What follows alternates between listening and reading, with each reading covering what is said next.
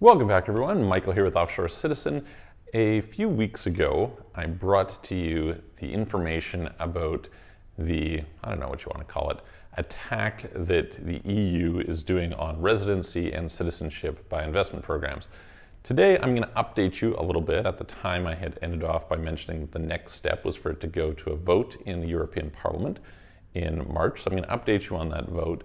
But then the other thing that I'm going to do is I'm going to try and articulate for you and for anyone out there who maybe isn't aware of the background on these programs, etc., kind of what's going on, why they're important, and I think why there's just a lot of propaganda nonsense going on the subject.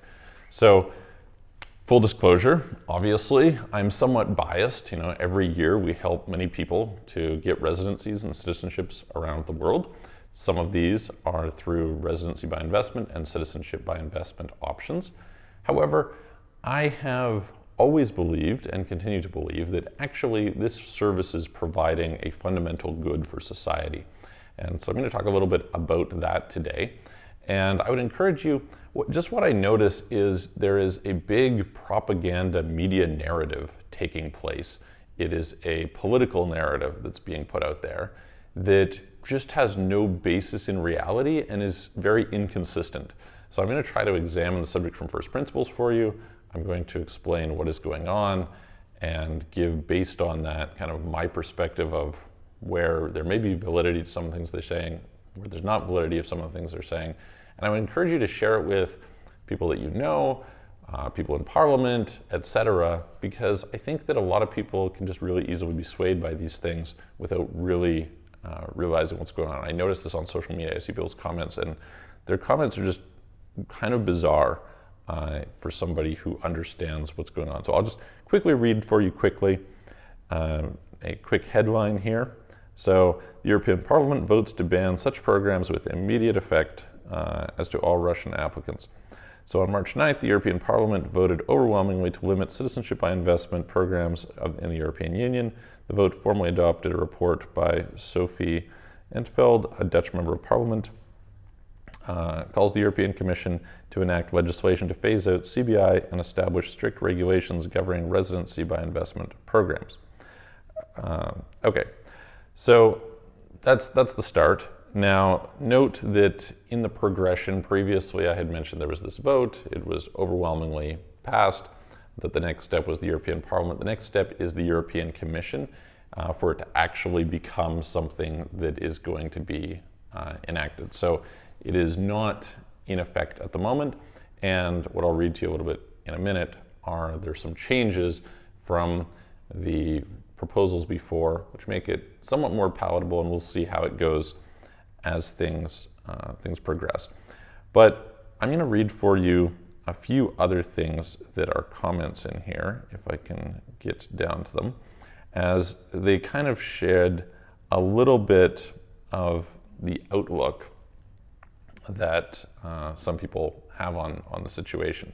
And what I want to point out is that the view that's being portrayed is this is corruption, this is facilitating people getting around the rules, this is letting money launderers and criminals and et cetera, to get into the country or get into the European Union, etc. And this is just hyper inconsistent with reality. So let's see what all they have to say. Let's see here.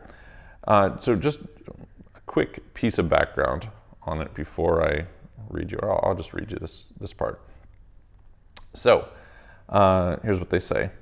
Is it unfair to ask Malta to scrap the scheme? I don't know. Is it fair for Malta or other countries to create that risk to the EU? I don't think so. It is very difficult for small countries whose revenue streams depend on this. I understand this is painful, but it is not fair to European citizens and Ukrainians at this point.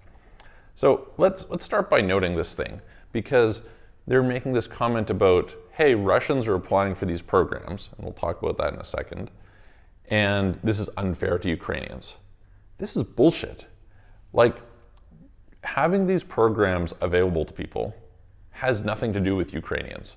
In fact, they have been attacking these programs since before things happened in Ukraine. This is pure political propaganda, okay? That's purely what is going on there. They're basically, it's the expression, right? Never let a good crisis go to waste. So they're utilizing that to push their narrative, much like, if we flip it around, countries like Hungary and Poland utilized COVID to push their narrative, which was to not bring in immigrants, okay? So here's the deal. Anytime you're going to immigrate into a country, and I've immigrated into multiple countries myself personally, I have had my wife has immigrated into multiple countries personally, I have helped many people from all over the different parts of the world to immigrate to a bunch of different places. There is a procedure that you go through anywhere, okay? I'm in Dubai right now. Dubai has a procedure. I'm from Canada. My wife had to go through that to get a PR.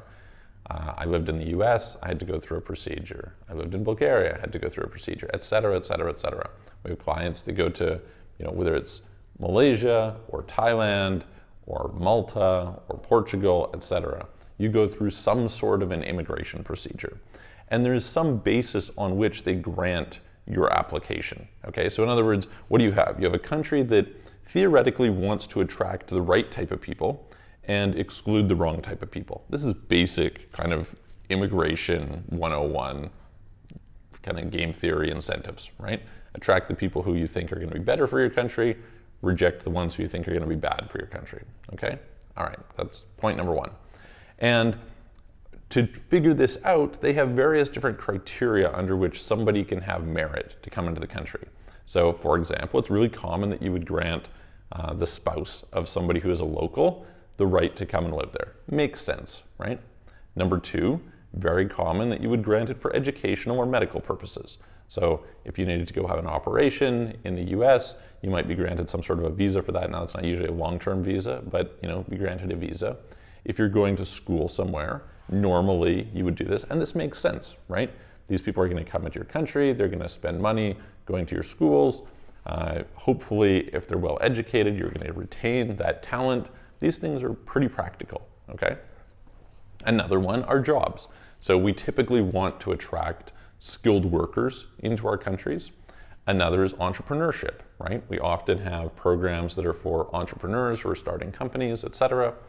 And then the last category are for investors, right? People who are going to put money into your economy. They're going to buy property, they're going to buy bonds, they're going to invest in companies, they're going to whatever. Now, on this spectrum, great, like these are all valid reasons why somebody, you may want to bring them in. By the way, of course there's refugees as well. There's, just generally, hey, listen, we're bringing in immigrants for whatever reason.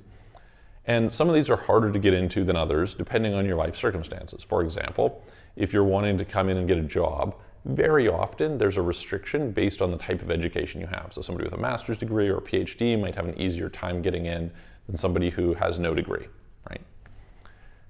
Fair enough. When you file for that type of application, you then have some sort of a screening process to go through. Now, to be honest with you, most of these screening processes are not very strict. It's really common that you have a criminal record check. It's really common that you would have some kind of medical, although it's not necessary in many places. You would demonstrate some sort of financial means to support yourself, et cetera. Often some medical insurance is a part of the process.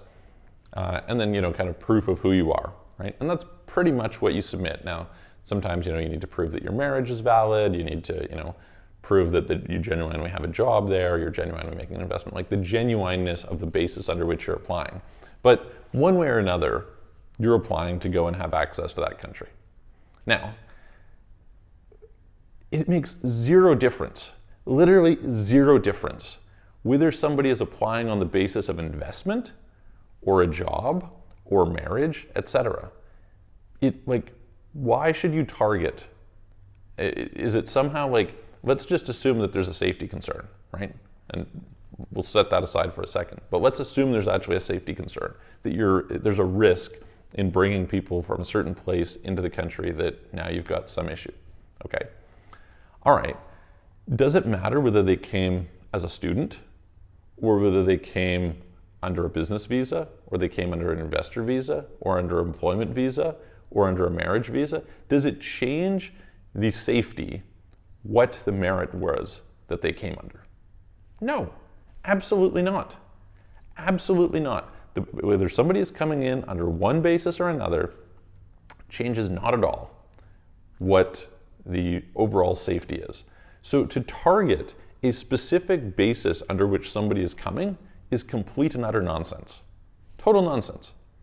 I mean, I might as well just say, okay, great, you're not going to take away my ability to invest. Great, I'll sign up for school. I'll, come in on the basis, I'll get a company there to sponsor me and I'll come in that way, which by the way happens a lot, right? So this attack on citizenship by investment and residency by investment programs on this basis is completely unfounded.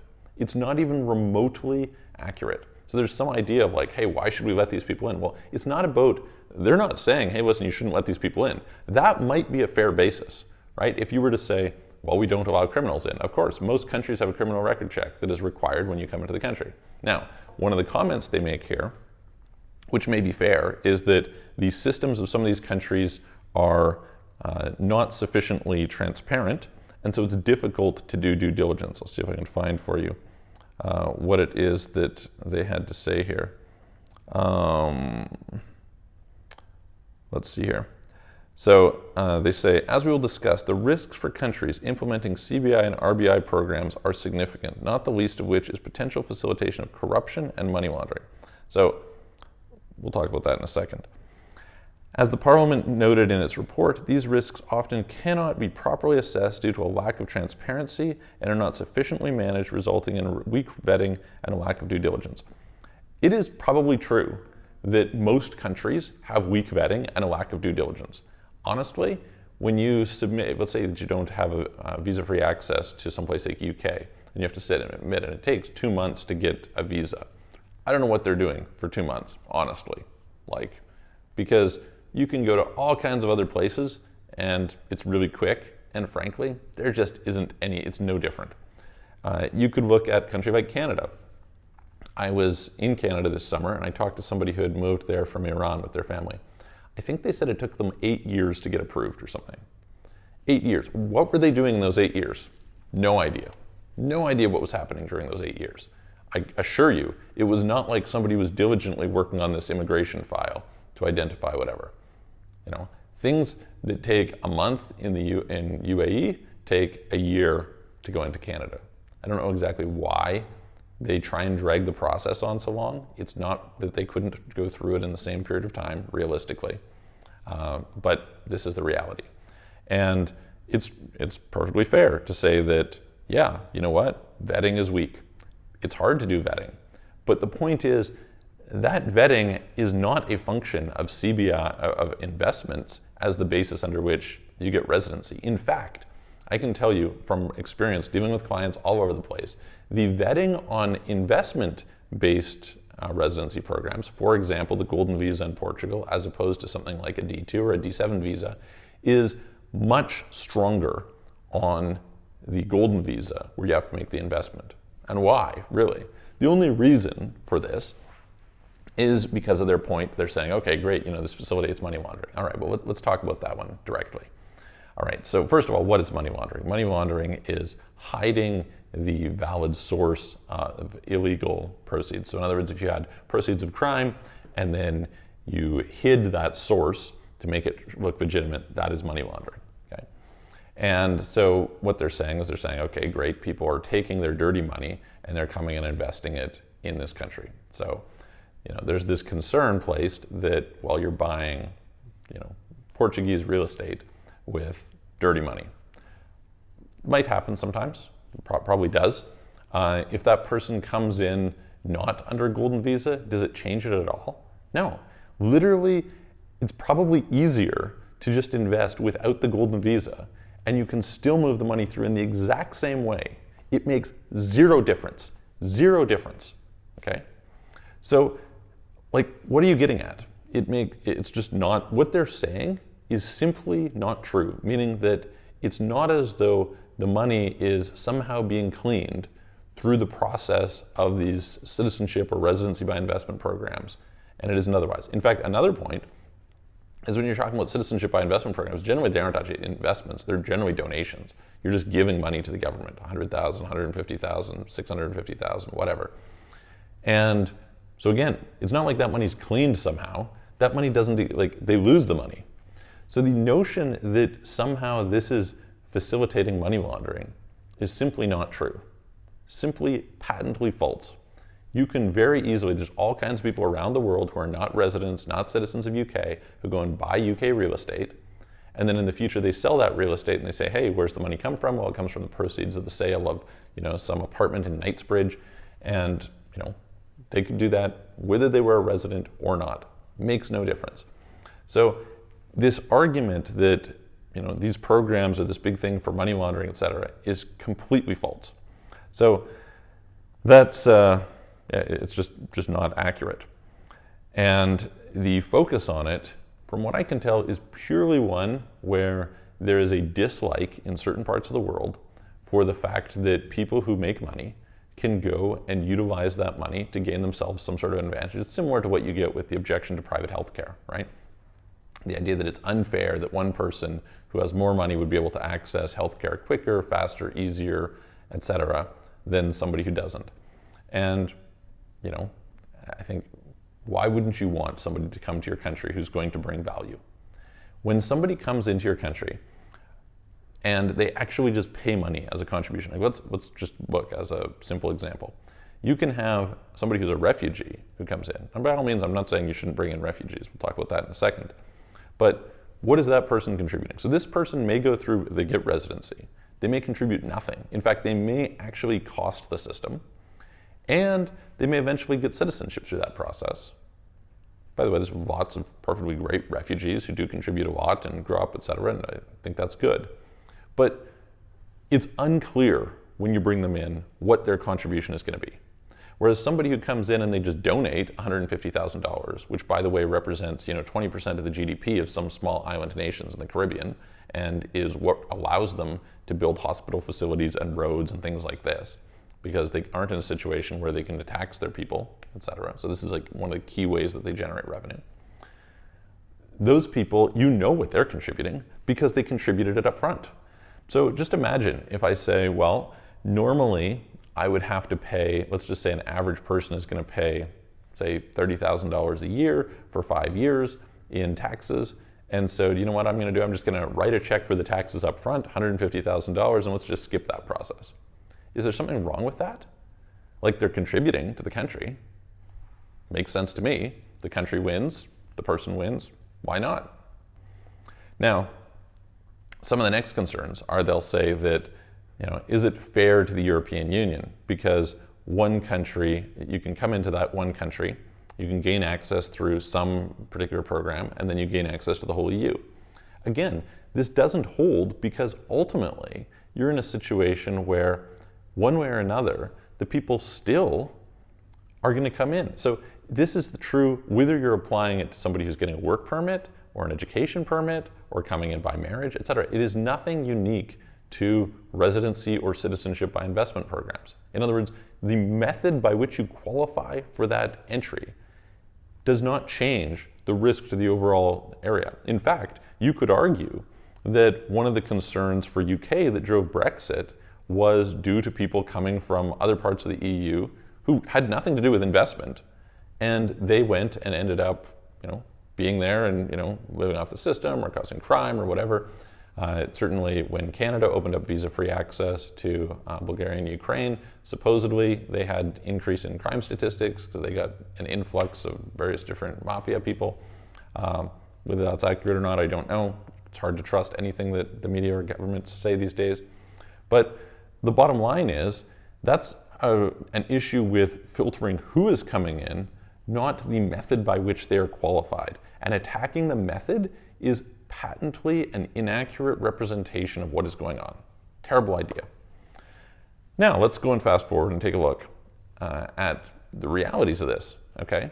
So you say, well, we've had, for example, in Malta, I believe it is something like 900 or some Russians have applied over the period of time where they've had their thing. Is there any evidence that the people who are coming through these programs are disproportionately causing crime in that country? I've seen no evidence of this. In other words, you might argue, hey, listen, people are, criminals, Okay, you let criminals in. Well, yes, you will let some criminals in. Like in your vetting process, you will let some criminals in. They will come in one way or another. Is that because they're coming in through the CBI programs, the RBI programs? No, that's just a function of a leaky sieve. Now, does that mean that you should not allow people in because of the fact that you may let some bad apples in? No, I don't think so. I think fundamentally, we're in this age of like racism is bad and we're concerned about all this. Do you know what like the biggest discrimination is today?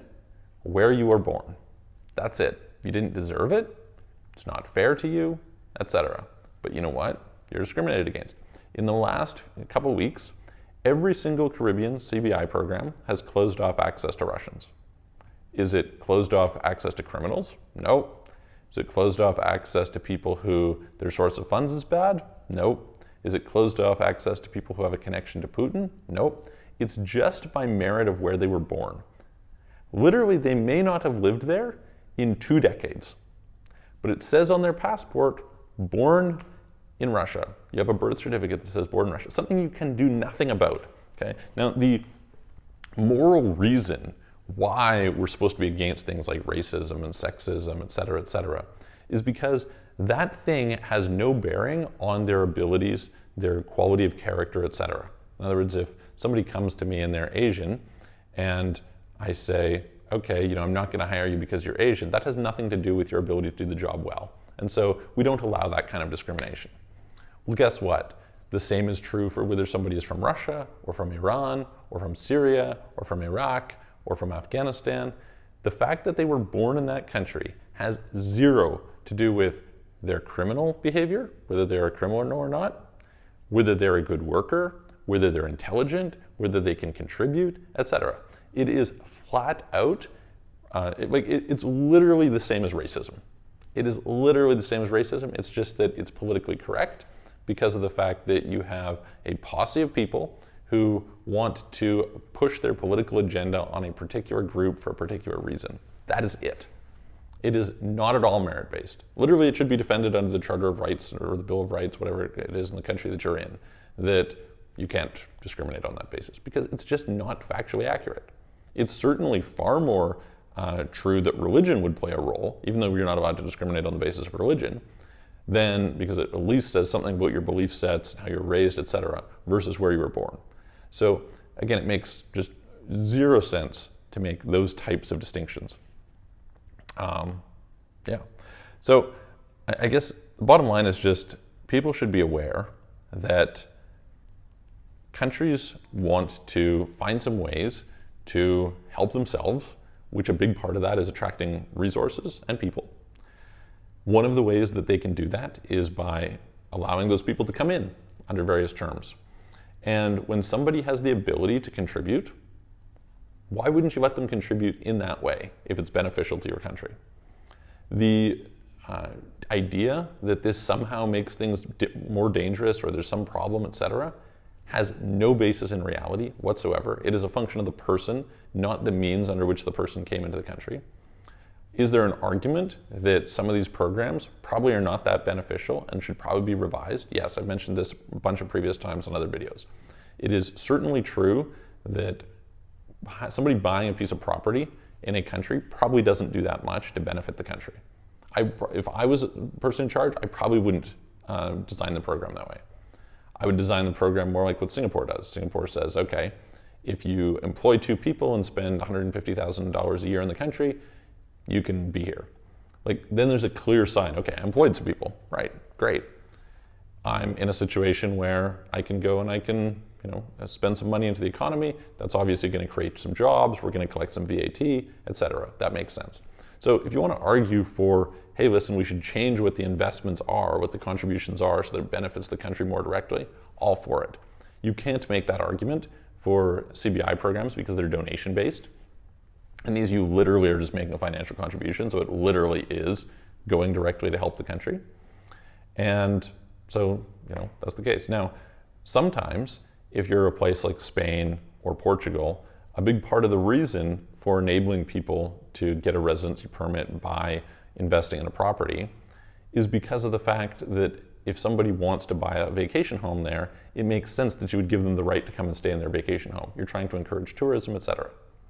The last thing is people's kind of stay requirements. So famously, the ex-wife of Roman Abramovich went through the Maltese Citizenship by Investment program and didn't spend much time there. They say, oh, she only spent a short period of time there. She didn't, to fulfill her year-long obligation, she just rented a place. Yes, that's true. That's the way the program is designed. You have to rent a place for a certain period of time, but you don't actually physically have to be in the country. This is one of the advantages that they are giving. And frankly, I don't see why you shouldn't give that advantage. If one of the ways that you as a country can be competitive is you say, look, we aren't going to require you to be here. Why really should you require somebody to be there? Why? I mean, if you want to say that, hey, we want them to pay taxes, okay, great, make it that they have to be tax resident. But why should they require this? Now, maybe you say, well, we want them to integrate. Well, guess what? I've gone through the experience in multiple countries. There's virtually nothing in terms of integration programs. Virtually nothing. There probably should be, because it's a great idea that people can integrate into the country. And yes, that would be a barrier to people coming somewhere. And you can decide as a country whether you think it's good that you integrate people or not. Just like language requirements, right? There's typically not language requirements to become a resident. There typically are to become a citizen. And a country can decide for themselves. Is it better to do that? If you're a country like Bulgaria, and realistically your language is not that prominent globally, maybe it's okay that somebody can come in and speak another language because you want to encourage foreign workers to come in, and or maybe you don't. Maybe you decide, hey, we want them to. It turns out the way they have it decided right now is that if you're under the investment route, you don't need the language requirement. And if you're under another route, you do need the language requirement. That's up to a country to decide whether that's better or worse. But all of this stuff that's being promoted against CBI and RBI programs it's flat out propaganda. It's just political nonsense. It's not valid. And if somebody spends the time to actually dig in and think about it from first principles, they will see that. So anyway, it's a little bit of a rant on my part. Hopefully it's useful to somebody. Hopefully somebody sees it and it's beneficial. And if you've got comments, put them below. Would love to hear from you. I will look forward to seeing you on the next video.